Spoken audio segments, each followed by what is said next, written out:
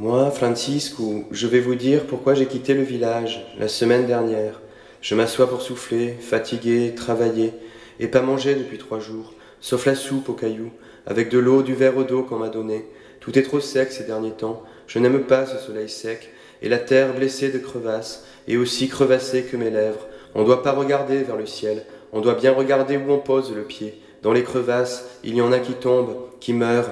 On dit qu'on est bien 300 000 à être morts. 300 000, je vois pas combien ça fait, mais c'est beaucoup. On est beaucoup à être morts, soit de soif, soit de faim, soit des deux. Et les lèvres crevassées sont aussi crevassées que la terre. Plus de salive dans la bouche, la langue en pierre, les yeux sans larmes, plus de culture de café, plus de culture de coton, plus de culture de tabac ni de canne sucrée. Et certains même en mangent d'autres. Le père, la fille, la mère, l'enfant, le garçon, le grand-père, la fille, la mère. Et on dit que le bon empereur Don Pedro voudrait même abolir l'esclavage. Je suis pas contre, moi, je suis content même. Mais on dit qu'ils sont bien 5 millions les esclaves. 5 millions, je vois pas combien ça fait, mais c'est beaucoup. Tous ces esclaves libérés, mais sans travail pour se nourrir, où ils iront? Et le patron de la ferme, on le voit qu'une fois chaque mois. Les autres jours, il vit là à la ville. Les autres jours, il y a que les petits chefs. Mais le patron, le grand chef crie. Il me fatigue les oreilles. J'ai bien travaillé, mais le patron veut me montrer qui est le chef. Un foutu, il dit, l'utérus de ta pute de mère, foutu par la queue d'un métis, que de chien était plein de sa merde.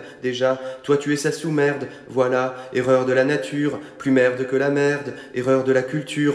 Le patron, il est sec comme sa terre et le désert. Ma tête est pleine de piment. Tu veux finir comme ton chien? Il ajoute, tu veux finir avec ton chien? Apporte-moi ton chien. Mon pauvre chien, c'est une chienne, mais je la porte. Ma tête est pleine de piment. Il prend ma chienne par la queue, elle crie, et elle a peur et elle a faim comme un squelette. Le patron crie, il me demande si je vois ce qui arrive quand on vit comme son chien, et il sort le couteau, il me demande si vraiment je veux savoir. Moi je dis non, monsieur patron, mais il crie si, il crie tu veux, ma tête est pleine de piment, il égorge ma chienne, elle se plaint, elle se tait, et voilà, il crie voilà ce qui arrive quand on vit comme son chien. Ma tête est pleine de piment, mais là-bas, j'entends des bruits et du silence, c'est le silence de la nuit, et c'est des bruits comme une fête. Je vais voir, je vois tout le village à l'entrée du village. Ils ont tous arrêté ce qu'ils faisaient. Ils vont tous à l'entrée du village. Ils crient, ils se taisent, ils courent, ils marchent vite. Et là, Eita, c'est quoi ça? Eita, c'est quoi? Ce barbu sale, c'est qui? Et ces pauvres qui suivent, c'est qui? Il est barbu et il est sale, comme moi. Et ils sont pauvres comme nous. On me dit c'est Antonio, le René au désert, Saint-Antoine au désert, Saint-Antoine des mers. On me dit, il est laid, cheveux longs en désordre, barbe longue en désordre, et il est maigre.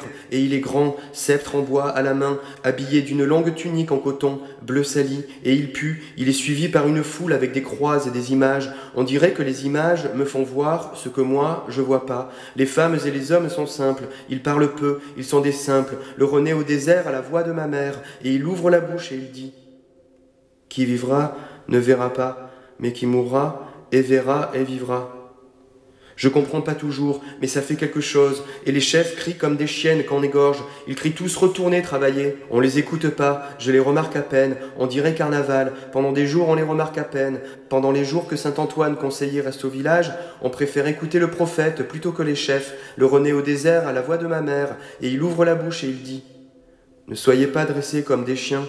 Soyez dressés comme des arbres ou des humains. » Je comprends toujours pas, mais ça fait quelque chose, et il prend place sur la place, sur une estrade spontanée, et il ouvre la bouche et il dit « Regardez-les, le dos courbé, le dos pressé par la complexité, le complexe excité de leur âge et leur lieu, qui sont laids, trop laids pour être vrais, pas assez beaux pour être encore vrais, trop faux pour être beaux. Nous allons faire un âge d'or et un lieu d'or, trop beau pour être faux. Le volcan monte, l'humiliation du volcan monte, l'humiliation qui le violente, le volcan proche d'exploser va exploser, l'humiliation va se muer en destruction et en colère, reconstruction, riante. Le volcan ne va pas les tuer, il va les délaisser, eux, dont le mépris est insouciant et la haine polie, dont la démarche est paresseuse et incapable de vitesse, eux dont les corps sont rattrapés par les athlètes des déserts qui sont Kyriel.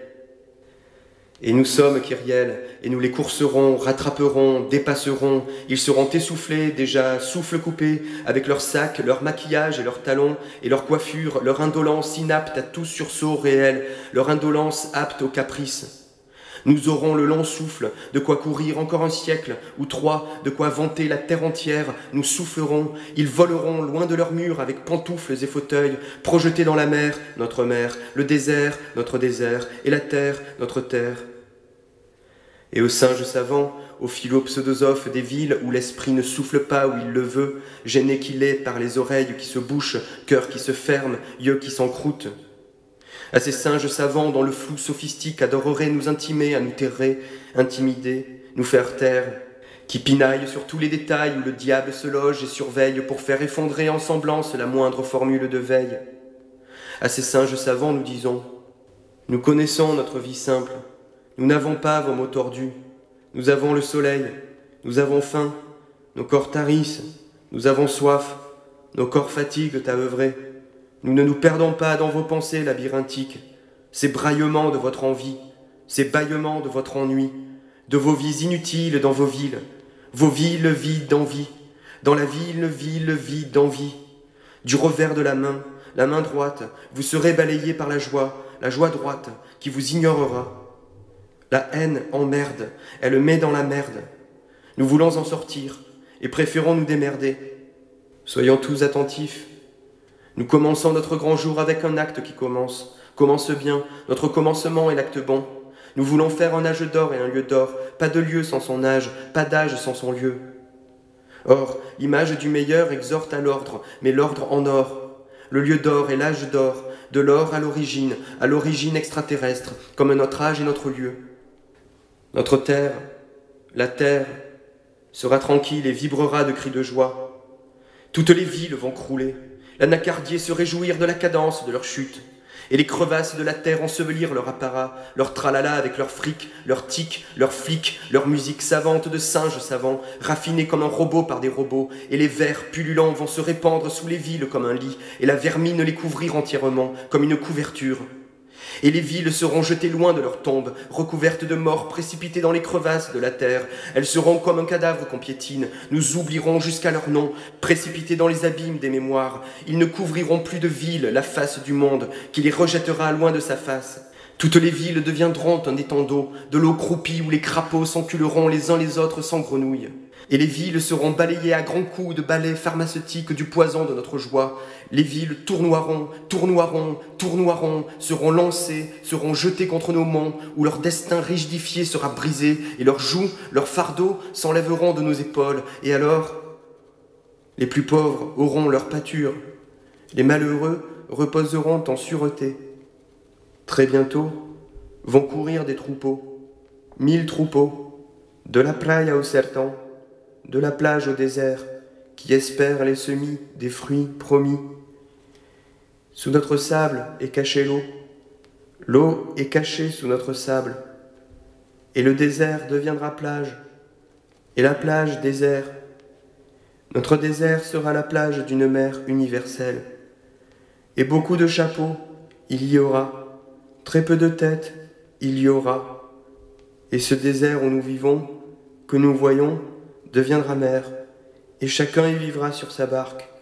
Sur sa barque, il pourra inviter ses amis, et des familles paraîtront, et des barques plus grandes aussi, et des arbres de mer pousseront. Nous voguerons entre les arbres, tous les fruits d'occasion chuteront dans nos mains. Nous n'aurons pas besoin de tirer, arracher, ils chuteront dans notre main, ils seront mûrs pour notre faim. Ce ne sera plus un scandale.